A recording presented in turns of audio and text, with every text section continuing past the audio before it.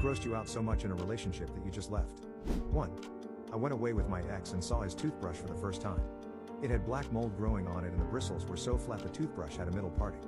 I had a conversation with him about hygiene, and told him to get a new toothbrush, but when I stayed at his house 2 weeks later, the cursed toothbrush was still there. So I ended it. 2.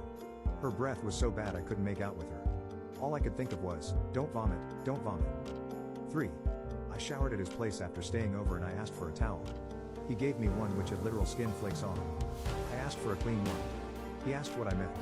He did not realize that you need to wash towels because they just have water on them, so they clean themselves. 4. Dated a guy who said even the smell of mint would make him gag. Mint anything, ice cream, gum, toothpaste. So yeah, he didn't brush his teeth. Wouldn't hear any of it when I said there were non-mint toothpastes on the market. I realized after over 6 months together that he was just generally unhygienic and had a specific hang-up about brushing his teeth. 5. I was dating a girl